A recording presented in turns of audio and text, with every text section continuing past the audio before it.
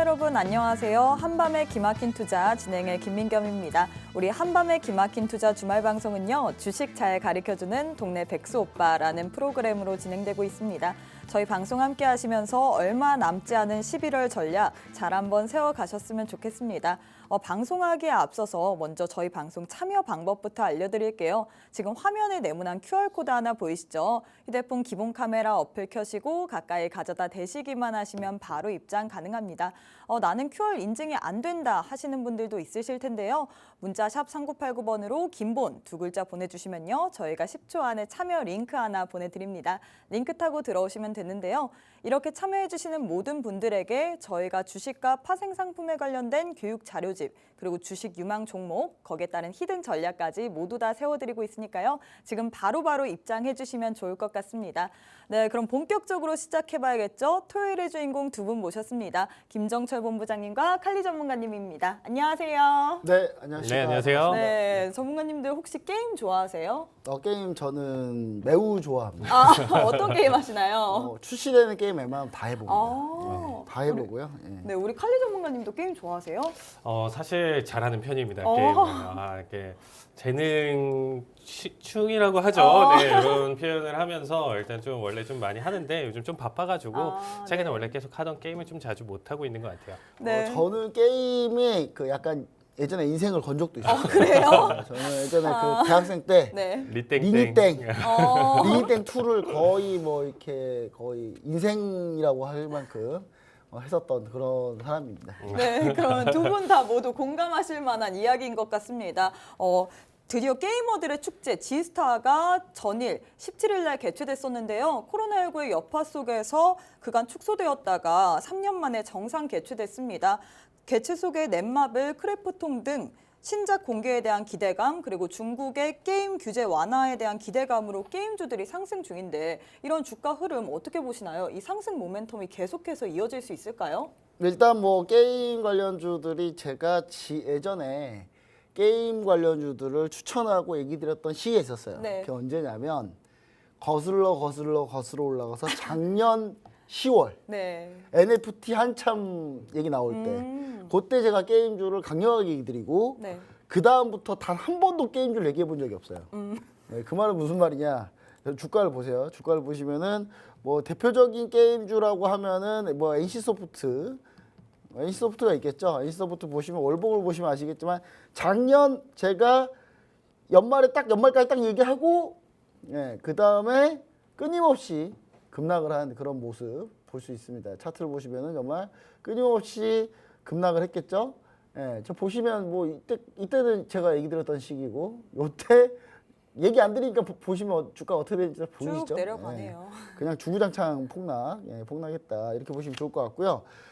카카오 게임즈를 한번 또 얘기 드려보면 카카오 게임즈도 약간 이와 비슷한 형태 보시면 2021년은 말부터 오르기 시작해서 고점을 찍고 2022년 이후 쭉 밀리고 있죠.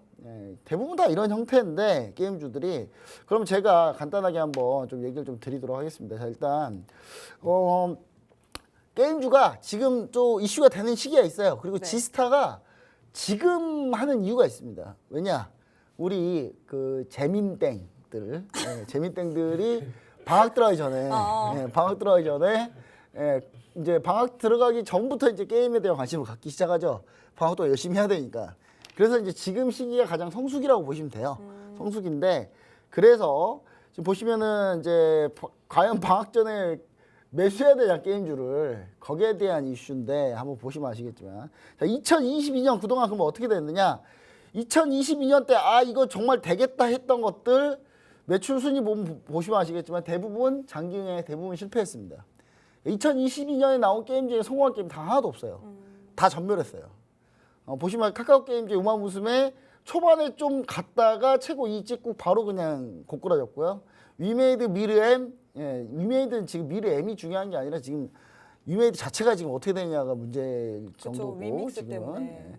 넷마블은 거의 지금 뭐 하는지 모르겠어요. 넷마블은 정말 게임계의 신화였던 방주혁 그 대표님의 친인척이라고 하는 방주혁 그분이 그 신화로 일군 게임사인데 그 넷마블은 정말 지금 아무것도 못하고 있는 정말 최악의 시기를 겪고 있고요.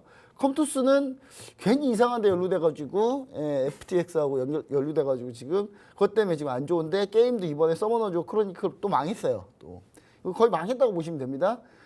넥슨 게임즈는 뭐 사실상 이게 이 게임사가 과연 한국 기업인지 일본 기업인지 잘 모를 것 같은 회사거든요. 근데 이 회사도 지금 이렇게 된 상태고.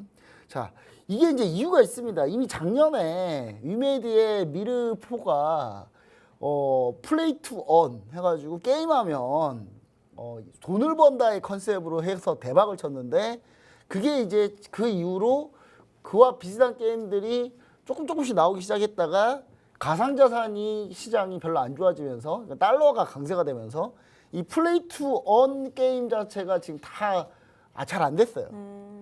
그리고 기존에 페이 투 윈, 그러니까 페이 투 윈과 플레이 투 언의 차이는 뭐냐면 페이 투 윈은 우리가 생각하는 그냥 기존의 게임.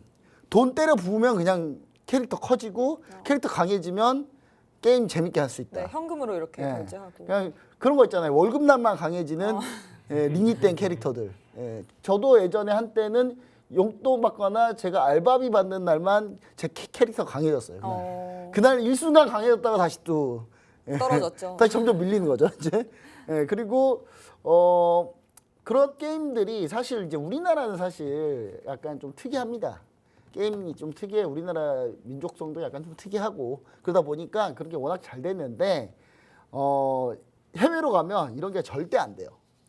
돈 때려 부어서 캐릭터 키워서 그걸로 강해진다. 외국인들 그 이해를 못 해요. 이거 왜 내가 내 돈 이런 돈 주고 내가 왜 해야 되지? 약간 이런 느낌이거든요. 그래서 플레이 투 윈 게임들이 글로벌 흥행이 절대 거의 안 됩니다. 뭐 혹자는 뭐 중국이 판호를 안 열어줘서 그런다는데 그나마 조금 우리나라하고 좀 비슷하게 생각하고 있는 게임을 그렇게 대하고 있는 중국 시장이 안 열린 것도 있지만 페이 투 윈으로는 더 이상 안 된다. 그래서 이제 문제는 이제 가상자산 시장이 문제였기 때문에 위메이드가 이제 당분간 여러분들 관망하시면 좋을 것 같고. 자, 그럼 이제 지스타가 어떤 느낌이냐? 자, 3년 만에 오프라인 지스타가 지스타 2022가 개최를 했습니다. 자, 43개국 987개사가 참여를 했는데 뭐 이게 많이 참여한 건 아니에요. 그냥 적당히 참가한 겁니다. 근데 단 관람객가 어마어마해요. 지금 14시간 대기라고 해요. 지금 14시간 대기가 대형 부스 같은 데 가려면 최소 10시간은 대기해야 되는 그런 상황이고요. 자, 이게 이제 분위기는 태웠습니다. 로드컵에서 로드컵 아시죠? 네, 알아요. 예, 롤 아시는 분 아실 겁니다. 롤드컵에서 우리나라 한국의 DRX가 거의 명승부를 펼치면서 T1을 꺾고 우승했어요. 이게 롤드컵이 월드컵 같은 거거든요. 전 세계 다 모여서 하는 건데 우리나라끼리 결승전을 했어요. 그리고 그나마 중국이 그동안 뭐 게임 잘하네 자기들 게임이네 하면서 막 그렇게 했었거든요. 아주 그냥 시원하게 아주 다 떨어졌어요. 아주 기분이 좋더라고. 그거 보는데 좀 너무 통쾌해가지고 정말 통쾌했었는데 그렇게 통쾌하게 또 DRX가 언더독이었거든요. 언더독이 딱 이기니까 우리 T1의 페이커가 너무 좀 마음이 아프긴 한데 잘 아세요 롤? 저 이거 봤어요. DRX. DRX 봤어요? 알겠습니다. 오, 네. 세 분 다 게임을 다. 일단, 게임주도 신작 게임 위주로 이번에 이제 마케팅을 하면서 이제 로드컵 우승 분위기도 있고 하다 보니까 분위기가 좋은데, 그런 분위기 때문에 좀 주가가 좀 움직이는 것 같습니다. 그래서, 저는 이제 여기서 관심을 둬야 될 종목들이 몇 개 있다. 첫 번째는 땡땡땡땡. 네. 이건 히든 종목입니다. 이거는 카카오톡 오픈 채팅방이나 뭐 이런데 노란톡 오픈 채팅방 오픈 채팅방에 들어오시면은 제가 이거를 좀 이 종목을 얘기를 드릴 텐데 이 종목 같은 경우는요 신작이 나왔어요. 네. 근데 이거 검색하면 이제 바로 종목을 알 수는 있어요. 알 수 있는데 사전 주문량 예상치를 상회했습니다. 알 것 같은데요. 근데 사전 주문량이죠. 어. 사전 가입자가 아니라 사전 주문량입니다. 이건 지금 무슨 얘기입니까? 즉 콘솔 게임이라는 거예요. 모바일 게임이 아니라 콘솔 게임이라는 거죠. 플레이스테이션 콘솔 게임인데 이게 호러 게임인데 호러 장인이 만든 게임이에요. 이거는 되게 유명한 호러 장인분이 계시거든요. 호러 장인분이 계시는데 그분이 이제 참여해서 만든 게임인데 엄청난 기대작입니다. 엄청난 기대작인데 이게 지금 사전 주문량이 예상치 상회 정도가 아니라 지금 폭주하는 상태이기 때문에 우리 시청자 여러분들 한번 꼭 이 종목 기본적으로 그 콘솔 게임은 한 번 팔면 끝이에요. 그렇잖아요. 한 번 팔면 끝인데 사전 주문량이 이 정도 나왔다? 이미 매출은 나왔다는 거죠. 그렇죠? 그리고 모바일 게임처럼 뭐 차전 가입자가 많았다 그래서 그 가입자들이 또 나중에 또 페이 투 윈 해가지고 뭐 어떻게든 결제하는 시스템은 아니기 때문에 우리 시청자 여러분들이 이 종목에 대해서 좀 관심을 가지면 좋을 것 같다. 좀 얘기를 드리고요. 넷마블이 이번에 신작을 좀 많이 갖고 왔어요. 예, 여기는 이제 양으로 승부하는 상태인데 저도 넷마블 게임의 문제점이 좀 있습니다. 넷마블 게임은 약간 숙제가 너무 많아요. 하루에 해야 될 게 딱 정해져 있어요. 그 게임을 게임으로 즐기는 게 아니라 이게 무슨 숙제 같아요. 예, 저도 지금 넷마블 게임 하나를 하고 있거든요. 한 개를. 그 밤에 12시가 넘어가면 압박감이 와요. 막. 이 숙제 빨리 끝내야 돼요. 못 끝내서요? 12시가 넘어가면 또 다시 리셋이 되니까. 그런 넷마블의 게임 스타일 자체를 좀 바꿔야 된다. 제가 봤을 때는. 넷마블 게임은 스타일 자체를 바꿔야 되는데 이번에 다수 신작으로 조금 분위기는 반등한 상태입니다. 그리고 여러분들이 아시겠지만 참 차트를 한번 보시면 저는 왜 카카오 게임즈는 얘기하지 않느냐. 어차피 카카오는 바뀌지 않는다. 또 분사할 거다. 또 인적 분할할 거고 지난번에 실패했던 인적 분할 또 할 겁니다. 또 할 거라서 저는 뭐 콩으로 매주를 쓴다 그래도 카카오 게임즈는 믿지 않습니다. 그냥 여러분 버리시면 돼요. 카카오 게임즈 그냥 버리시면 되고 그다음 NC소프트는 저는 조금 NC소프트는 좀 생각을 해볼 만하다고 보는데 NC소프트가 플레이 투 언 쪽으로 어떻게든 해보려고 지금 노력하고 있거든요. 그래서 저는 NC소프트 같은 경우가 지지라인 대신 지지라인이 43만 8천 원 정도만 지켜지면 저는 NC소프트는 추가 반등 가능하다. 그 기본적으로 NC소프트는 탄탄해요. 일단 매출이 탄탄한 상태에서 변화를 시도하는 거기 때문에 저는 상당히 좀 괜찮다. 이렇게 좀 보여지고 있고 UAD 같은 경우는 일단 관망입니다. 이거 저도 어떻게 될지 모르겠어요. 예, 저도 유믹스가 어떻게 될지 따라서 이게 좀 달라질 것 같아서 유믹스가 만약에 계속 거래가 잘 되고 상장 폐지 당하지 않고 계속 있으면 결국은 달러가 꺾이면은 결국은 플레이 투 언이 성공하거든요. 예, 유메이드는 분명히 그걸로 성공할 거기 때문에 저는 이게 위믹스가 거래 유지를 계속 할 수 있는 게가 제일 중요하다. 그래서 저는 약간 관망하면서 그게 결정이 났을 때 그때 유메이드에 관심을 갖고 진입해도 늦지 않다. 이렇게 좀 얘기 드립니다. 네, 우리 히든 종목 하나 주셨는데요. 종목 궁금하신 분은요. 지금 바로 노란 톡방 입장해 주시면 됩니다. 그럼 칼리 전문가님, 해외 주식 특히 미국 주식에서 게임 관련주나 아니면 메타버스 관련주들의 주가 흐름은 어떤가요? 네, 일단 지금 현재 지스타 얘기가 나와서 좀 연결짓고 싶은데 네. 제 기준으로는 아직 조금 수준 자체가 글로벌하지는 조금 부족하다. 글로벌하기에는 조금 부족하다라는 생각을 들고 말씀드리고 싶습니다. 일단 미국 게임 관련주들에 앞서서 먼저 이번에 메이시스에서 이제 얘기가 나왔던 부분 중에 하나가 CEO가 이제 언급하기를 이제 화려한 의상들이 이제 좀 많이 팔리고 있다라고 해요. 그 말은 즉슨 사실상 이제 실내에서 보내는 시간보다는 외적으로 좀 나가서 사람들이 이제 활동을 한다라는 신호를 좀 볼 수가 있겠죠. 그러면 어쨌든 그렇게 따진다라고 하면 절대적인 게임 할 수 있는 시간대나 이런 부분들이 좀 줄어들고 있다라는 것도 생각해 볼 수 있고, 특히나 이제 워렌 버핏이 이제 운영하는 이제 버크셔 해서웨어에서 지금 액티비전 블리자드 같은 경우는 이제 10위 안에 들어 있습니다. 그런데 최근에 이제 뭐 딱히 신작이라든지 이런 발표 내용은 있지만 이게 사실상 상승 트리거를 가져갈 만한 내용 해석은 아니다라고 봐요. 제 기준으로는. 일단 그래서 이제 뭐 여타 다른 종목들 지금 현재 추세를 본다라고 하면 보합권 혹은 지금 계속 하락 추세다. 그래서 이 매도세를 지금 뭐 금리 인상과 경기 침체 계속적으로 지금 나와주고 있는 시장 흐름 글로벌 증시 흐름에 맞춰서 계속적으로 지금 좀 빠져주고 있는 흐름이다. 그래서 상승 트리거가 될 만한 부분, 게임에서는 가장 중요한 게 상승 트리거가 좀 필요할 거 아니에요. 네. 그러면 일단은 가장 큰 대작이 나와주면서, 그러면 제가 생각하기에는 일단은 지금 앞에서 언급드렸던 뭐 리그 오브 레전드라든지 배틀그라운드라든지 이런 게임들을 또 압살할 수 있는 뭔가 특별한 게임이 하나가 더 출시돼야 된다고 생각해요. 게임 회사는 사실상 게임으로 승부를 봐야 되는데 이렇다 할 만한 게임이 아직까지는 없고 사람들이 정말 거기서 몰려갈 수 있을 정도의 그만한 좀 강력한 니즈를 좀 충족시켜 줄 수 있는 내용이 나오기 전까지는 아직 저는 좀 접근하기 조금 힘들다라는 얘기를 드리고 싶어요. 특히나 이제 메타버스랑 게임과 관련된 가장 대표적인 종목 로블록스 같은 경우는 지난달 같은 경우에 이제 동시 접속자가 많아짐으로써 증가하면서 단기적으로 이제 주가가 급등하기도 했었는데 이번 달에 벌써 그 상승폭을 다 반납을 했습니다.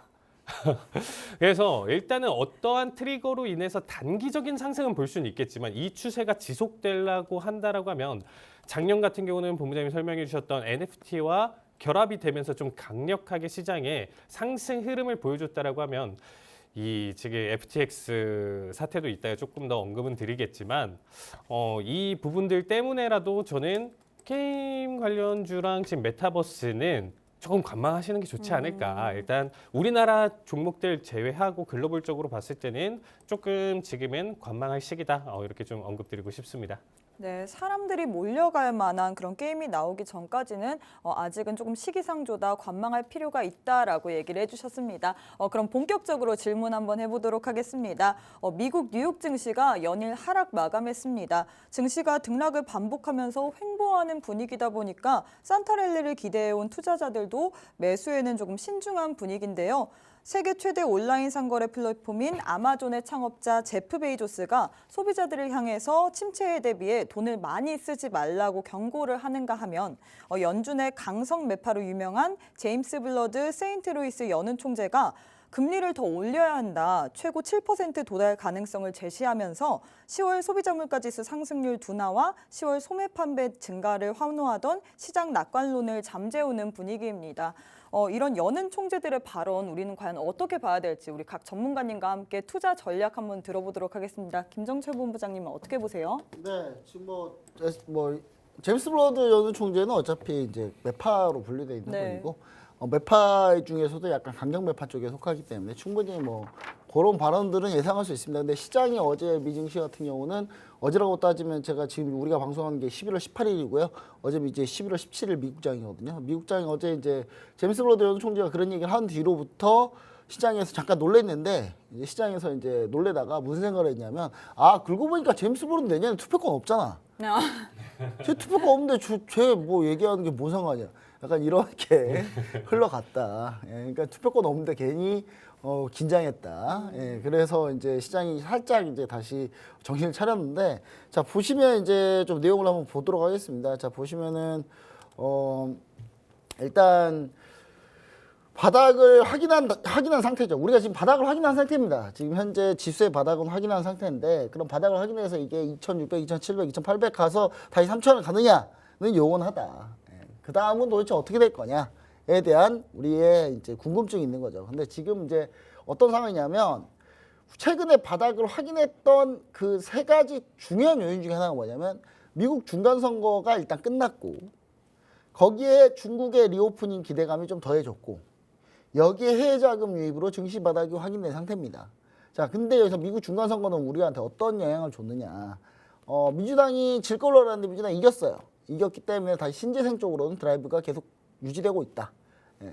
그리고 신재생 쪽으로 드라이브가 유지가 안 됐으면, 공화당이 승리했다면, 그러면 전통적인 화석연료 쪽이 올라갔다면 그게 인플레이션을 자극하고, 그러면 또 시장이 또 안 좋았거든요.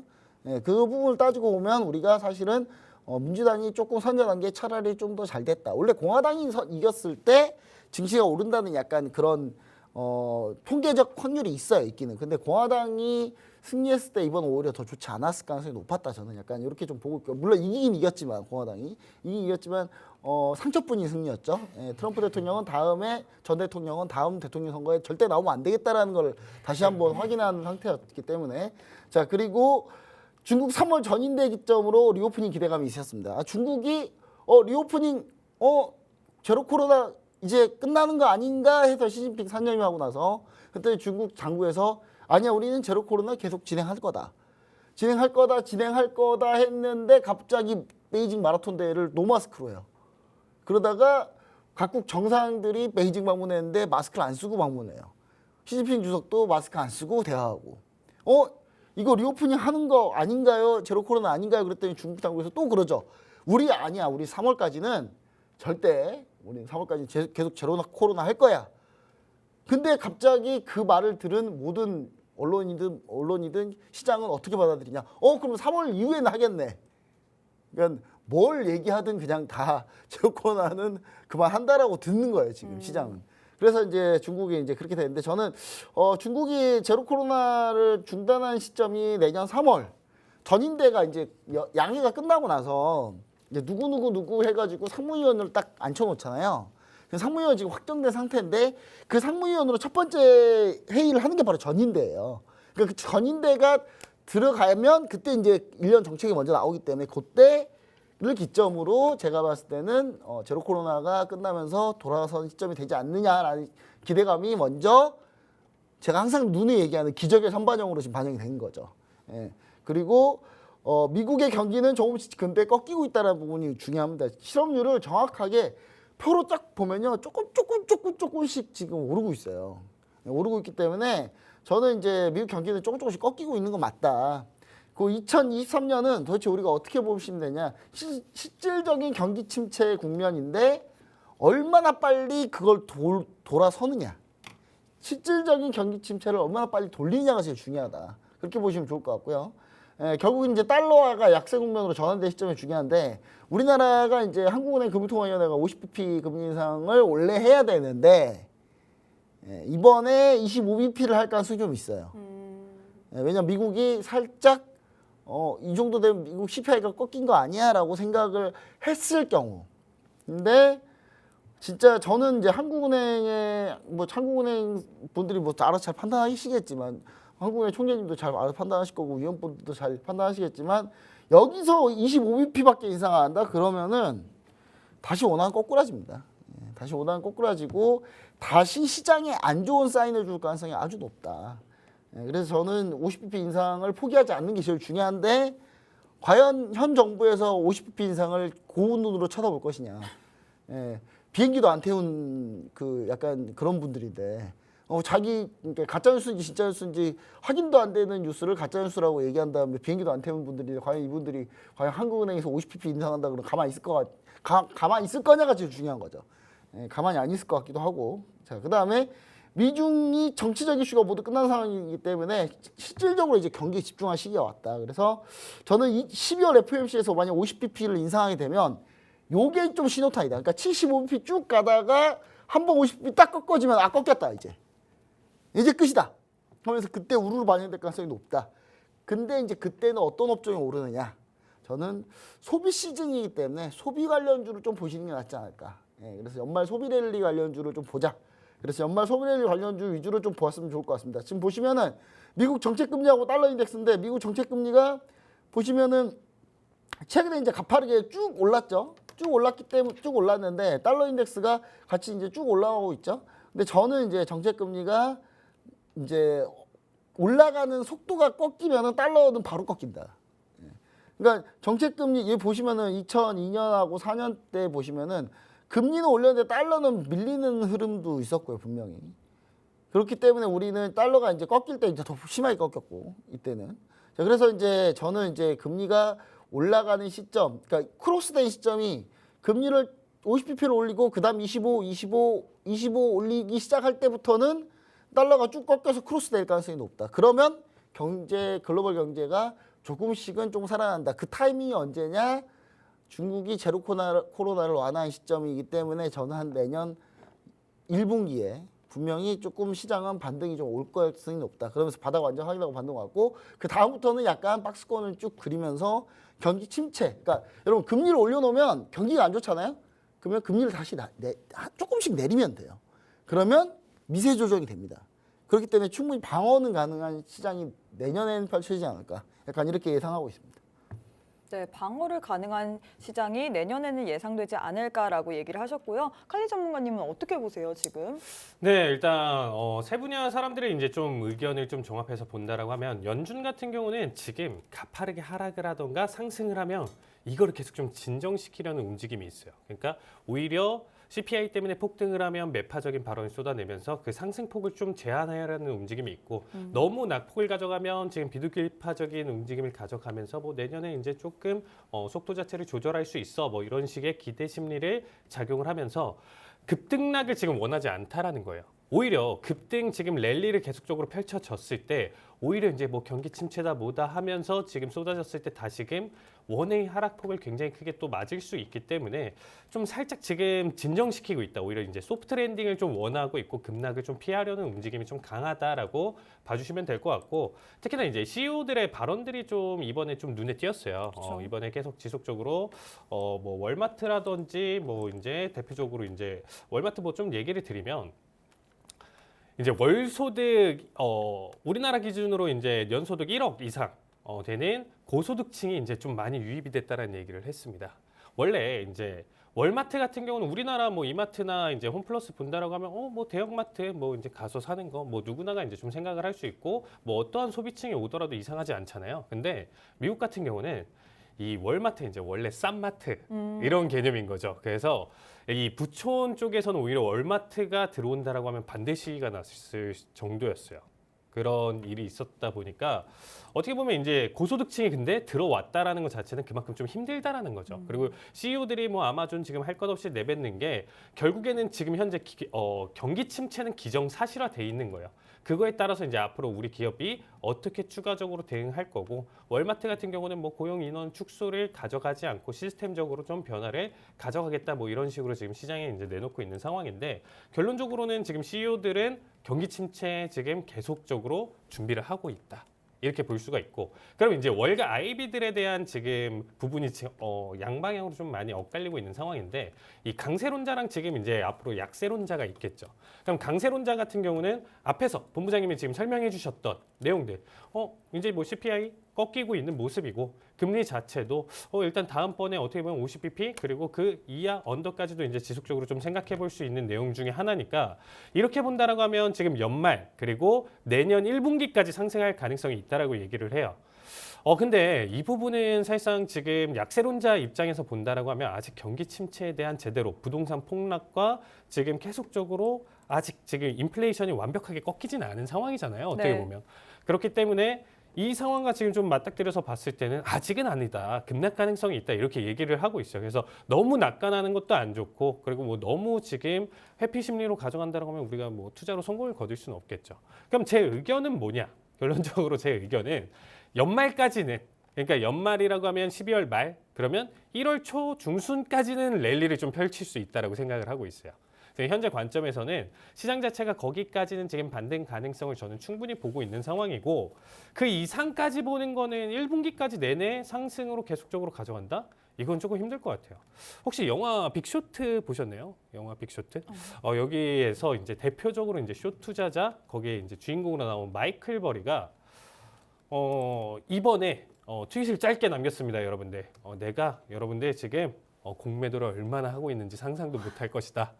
라는 얘기를 남겼어요. 그만큼 이 시장에 지금 이전에 대표적인 쇼 투자자인 마이클 버리가 이런 얘기를 할 정도로 사실상 너무 강세론자로 지금 랠리를 가져갈 가능성이 굉장히 높지만서도 어쨌든 급락에는 항상 좀 대비를 하면서 시장을 좀 바라보셨으면 좋겠습니다. 네, 연말까지 혹은 1월 초중순까지는 랠리를 펼칠 수 있지만 그 이후는 조금 힘들 것 같다라고 얘기를 하셨습니다. 자세한 코멘트 더 듣고 싶으신 분은요. 지금 바로 우측 하단에 네모난 QR코드 보이시죠? 휴대폰 기본 카메라 어플 켜시고 가까이 가져다 대시기만 하시면 바로 입장 가능합니다. 그럼 저희는 잠시 쉬었다가 오겠습니다.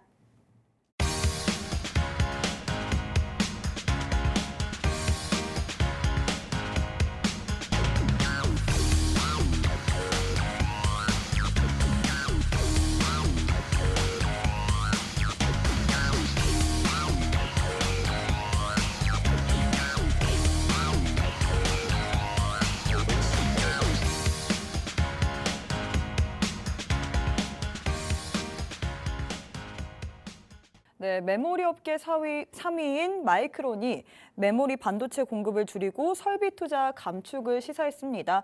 내년 칩 생산을 20% 줄인다고 발표했는데요.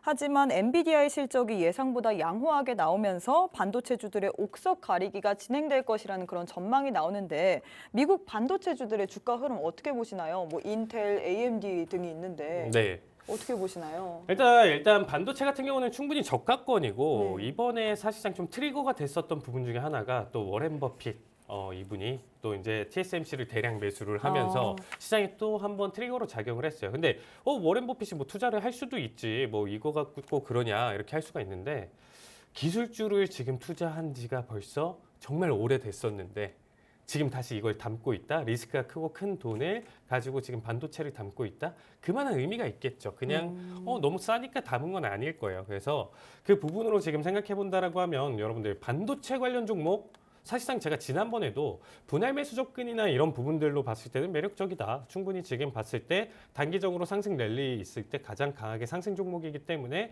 바라보셔도 좋다라는 얘기를 했었고요. 자, 그러면 제가 이 반도체 관련 종목은 이제 차트나 지금 일단 뭐 자리값이나 해가지고 여태까지 이제 많은 분석을 그동안 드렸었는데, 사실상 이 반도체 관련 종목을 바라봤을 때 이 엔비디아 기준으로 봤었을 때 이번에 이제 실적이 뭐 좋았다 나빴다 이렇게 좀 많이 갈렸었습니다. 근데 이번 FTX 사태와 더불어서 네. 사실상 이 코인 시장은 정말 좀 끝이지 않나. 암울했죠. 거의 정말 너무 암울한데, 이번에 어떻게 보면 FTX 파산으로 인해서 과거에 이제 엔론 사태 때도 이제 파산 정리를 하셨던 분이 이제 이 전문가 분이 이번에 이제 FTX를 담당을 하면서 이런 얘기를 했습니다. 내 40년 동안 네. 이렇게 엉망인 기업은 처음이다. 라는 얘기를 했어요. 그러니까 단기간에 지금 계속적으로 시장에 상승했었던 이 코인 관련 코인 거래소 회사 등등의 지금 뭐 재무라든지 여러 가지가 너무 형편없다라는 거예요. 그러면 이게 FTX만의 문제일까라고 했었을 때 전체적으로 다 놓고 까봤을 때 이런 엉망일 가능성이 높다라는 거죠. 그러면 이제 이 코인 시장, 채굴 시장 자체에서 희망이 조금 적기 때문에 채굴 수요 이런 부분들이 그래픽카드의 수요를 계속 줄일 것이고, 그럼 개인 PC 판매가 좋을 것이냐라고 했었을 때 그 부분도 저는 조금 암울하다라고 생각을 하고 있어요.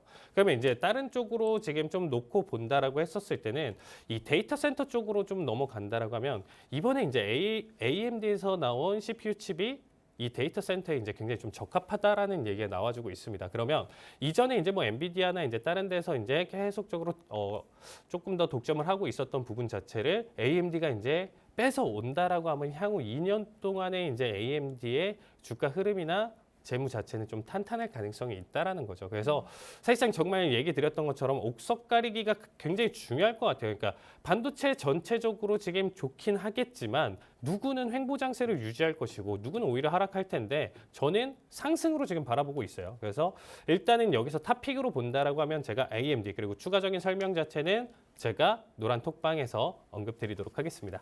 네, 추가적인 설명 듣고 싶으신 분은요, 지금 바로 우측 하단에 네모난 QR코드 보이시죠? 휴대폰 기본 카메라 어플 켜시고 가까이 가져다 대시기만 하시면 바로 입장 가능합니다. 그럼 김정철 본부장님, 마이크론의 감산 우려로 우리나라 IT 반도체는 당장은 좋지 않은 것으로 보여지는데요. 하지만 증권가에서 마이크론의 감산, 길게 보면 삼성전자의 호재라는 이야기가 있는데 정말 호재인가요? 네, 일단 뭐 메모리 회사가 우리나라에 전 세계에 있는 메모리 회사가 한 4개, 5개밖에 없어요. 네. 근데 마이크론이 감산한다. 그러면 마이크론이 3위인데 마이크론이 감산한다. 그러면 1위에서는 땡큐 하겠죠. 왜냐하면 메모리 반도체라는 이 업종은 어떤 업종이냐면, 여러분들이 잘 아셔야 될 게 규모 경제 업종입니다. 규모 경제 업종이라는 건 뭐냐면 대량 설비, 그다음에 대량으로 갖고 있을 때 그다음 많이 찍어내고 점유율이 높을수록 그 시장에서 원가가 더 쌉니다. 그러면 결국 마이크론은 삼성전자한테 안 된다는 거예요. 그러니까 물량도 안 되고 규모도 안 되고 아무것도 안 되죠. 네. 원가도 안 되고. 그리고 이 SK하이닉스도 마찬가지고. 그러면 이제 그 순서가 이제 1위, 2위, 3위 순서가 결국은 강한 자의 순서인데, 결국은 우리 시청자 여러분 어떻게 보시면 좋냐면, 삼성전자가 만약에 마이크론이 감산한다는 얘기는 뭐냐면 SK하이닉스하고 삼성전자한테 휴전을 신청하는 거예요. SK하이닉스가 삼성전자한테 야, 우리 감산할 건데 너네도 조금 해주면 안 돼? 약간 이 말투거든요. 근데 이제 SK하이닉스는 어떻게 얘기했냐면, 그럴 가능성도 있어. 우리도 감산 생각해 볼 게 없고, 삼성전자는 우리는 관심 없다. 우리는 별로 관심 없다라는 얘기거든요. 그래서 제가 이걸 길게 하긴 좀 그래가지고 내용 자료를 보시면 자료 많은데, 요건 제가 일요일 날 하도록 하겠습니다. 일요일 날 좀 자세히 하도록 하고, 내일 자세히 하도록 할 텐데, 여기 보시면 아시겠지만 삼성전자가 다시 제일 중요한 게 마이크론하고 키옥시아가 적극적으로 공급 축소를 얘기했어요. 근데 삼성전자가 이걸 만약에 그래 너네 공급 축소해? 아니 나는 더 공장 만들고 더 해버릴 거야. 증설해버릴 거야. 그러면은 삼성전자가 다시 치킨 게임을 한다는 얘기가 돼요. 그러면 어떻게 되냐? 마이크론하고 키옥시아 망할 때까지 하겠다는 거예요. 그러면 이제 시장이 독과점되기 때문에 아마 미국이 개입할 가능성이 높습니다. 왜냐하면 미국이 메모리 반도체가 우리나라 쪽으로 다 쏠려버리면 말이 안 되기 때문에 그래서 저는 이제 삼성전자가 치킨 게임을 한다기보다는 그냥 삼성전자는 DDR5 쪽으로 전환하려고 미리 노력할 가능성이 높다. 그리고 자세한 얘기는 제가 내일 다시 하겠는데 저는 준비해놨는데 요거 종목도 준비해놨어요. 예, 그래서 삼성전자가 결국 메모리 반도체 유지하고 비메모리하고 장비 쪽 비메모리 쪽으로 지금 집중할 가능성이 높다. 이렇게 좀 보시면 좋을 것 같고 요건 뭐 편 제가 나중에 설명해 드릴 거고요. 일단 정확한 얘기는 결국은 어떻게 되냐? 반도체 업종은 지금 투자 시기냐? 저는 이럴 때 투자한다. 예, 그리고 보시면 아시겠지만 주문 축소 후에 다시 반등까지 2016년에는 2개 분기가 걸렸고요. 2019년에는 3개 분기가 소요됐어요. 그러니까 길면 3개 분기라고 치고 2022년 2분기부터 지금 안 좋았으니까 2, 3, 4 정말 길면 내년 1분기. 그러면 내년 2분기부터는 다시 사이클 돌아온다는 얘기예요. 돌아온다는 얘기이기 때문에 그러면 근데 다 돌아오는 게 아니라 DDR5 같은 DDR5가 왜 좋냐면요. 서버용은 24시간 켜놔야 돼요. 컴퓨터를 24시간 켜놔야 되는데 24시간 켜놓으려면 전력량을 어마어마하게 먹거든요. 그러면 조금이라도 전력을 덜 먹는 DDR5가 낫다는 거예요. 그럼 DDR5 쪽으로 전환한다. 디램 같은 경우는 그럼 확실히 반도체 수요는 계속 살아날 가능성이 높고 거기에서는 계속 그 수요는 계속 있을 거다. 지금 상당히 안 좋은 건 맞아요. 지금 상당히 안 좋은 건 맞고 현재 재고가 역대급인데 재고 수준이 삼성전자만 해도 재고 수준이 얼마일 것 같습니까? 10조 단위가 넘어가요. 재고 수준이 지금. 재고가 못 팔고 있는 게. 근데 삼성전자 이거 웃고 있다. 다 망해도 자기는 안 망할 거니까 어차피.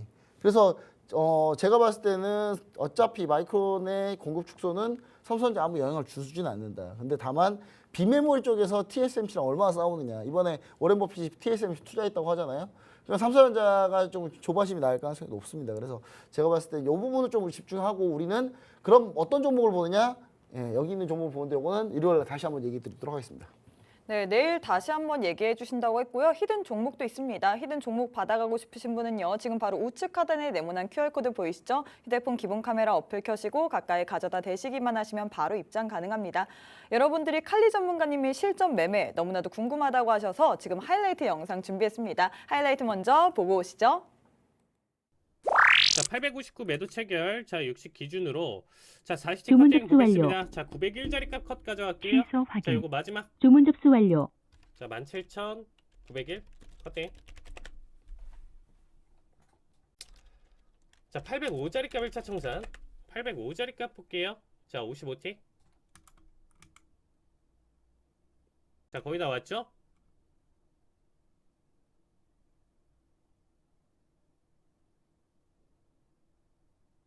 자, 저점 13까지 805자리 값 1차 청산입니다. 자, 8틱 차.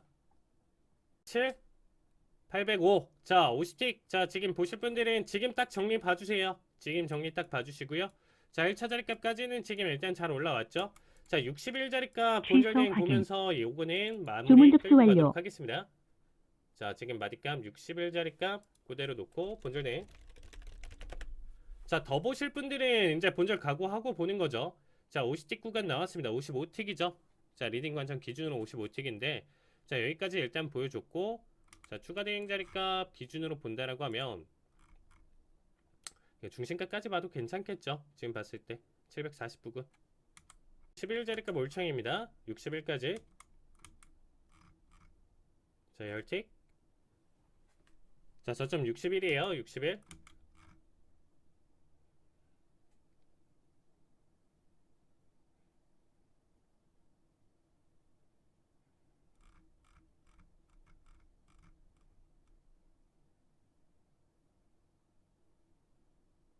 자, 58 56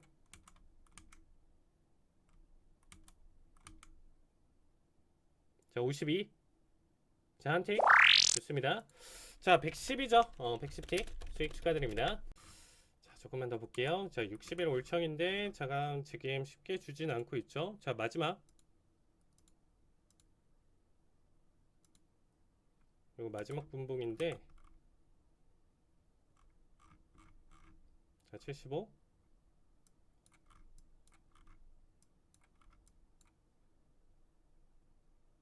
자, 거의 다 내렸죠? 자, 저점 얼마인가요?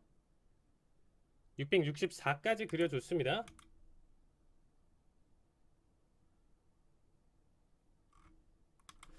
더 보는 거는 사실 정말 큰 그림으로 300 이상까지도 보여줘요. 300 이상까지도 보여주는데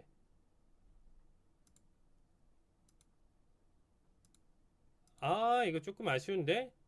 자, 세틱차로 체결 안 됐습니다.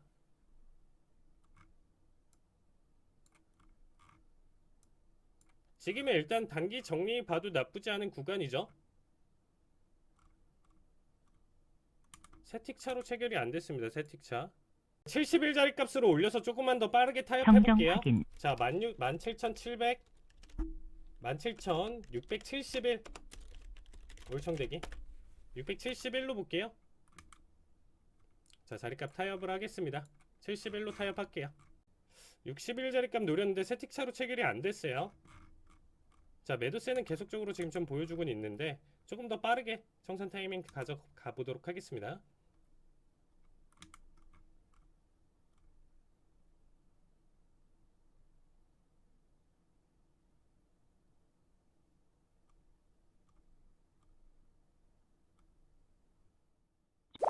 아우, 이제 주네요.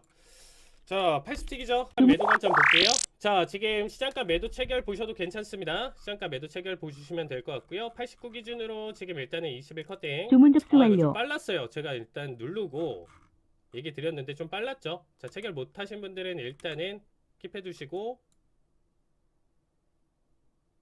40. 자, 89자리 값 진입 받고요.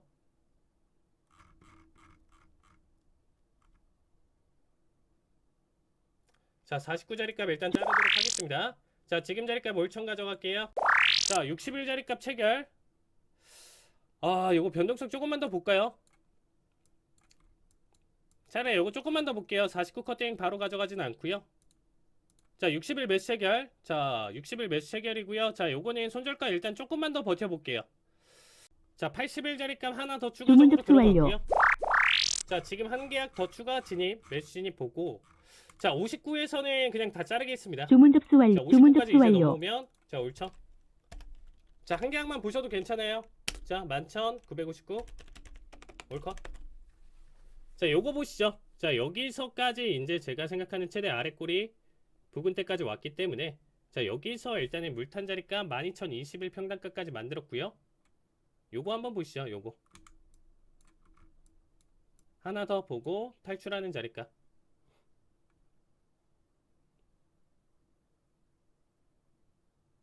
이제 아우, 드디어 좀 그래도 차트가 좀 살아나는 움직임이네요.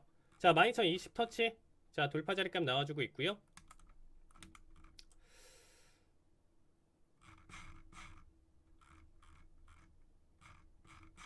자, 59분까지는 보시죠. 59분까지는 지켜보시고 그 다음에 자리값 제가 설정 드리도록 하겠습니다.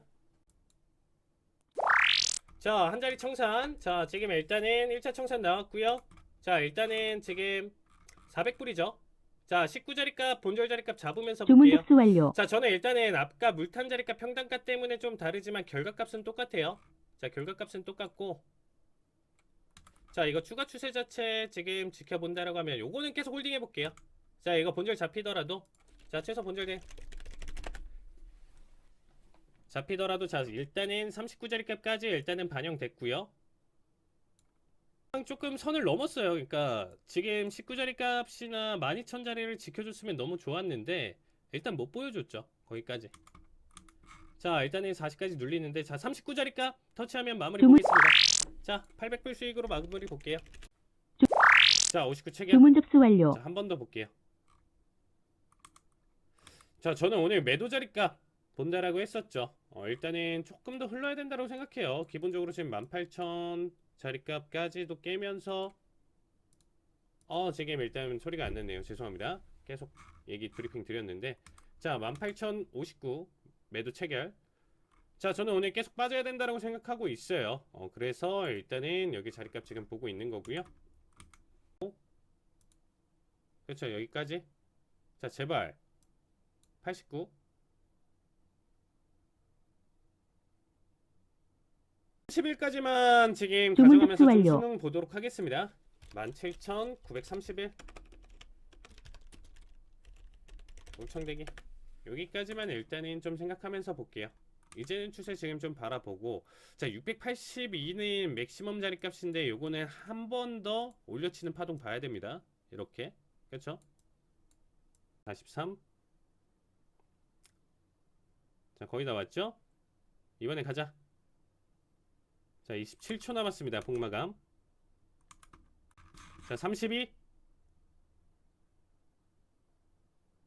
좋습니다. 네 130T 수익 축하드립니다. 네, 이제 마지막으로 다음 주 해외 선물 상품별 투자 전략 한번 알아봐야 되는데요. 크루드 오일 먼저 보도록 하겠습니다. 김정철 본부장님. 네, 지난주에 제가 크루드 오일 추가하라 전망하고 79달러까지 밀릴 거다 했죠. 네. 예, 거의 90% 적중했습니다. 81달러까지 밀렸으니까 이 정도면 거의 다 맞았다라고 보셔야 될 것 같고, 저는 81달러를 지키느냐 안 지키느냐가 제일 중요하다 좀 생각하고요. 81달러 위에 있으면 상방, 아래 있으면 하방 이렇게 보시면 좋을 것 같습니다. 네, 칼리 전문가님은요? 네, 저는 정확하게 저점 81.34, 35자리값 말씀드렸었는데 터치 이후에 지금 일단 좀 반등 나와주고 있어요. 그래서 일단 저점 정확하게 예측 드렸었고 살짝 조금 빠르게 나왔습니다. 저점 자체가. 그래서 일단 추가 하락 가능성은 있으나 연말까지 지금 계속적으로 본다라고 하면 저는 100달러 추가 상승으로 이제는 전환해서 보시는 게 좋은 자리라고 보고 있습니다. 네, 두 번째 골드 가보도록 하겠습니다. 골드 1,800달러 도달 후 조정.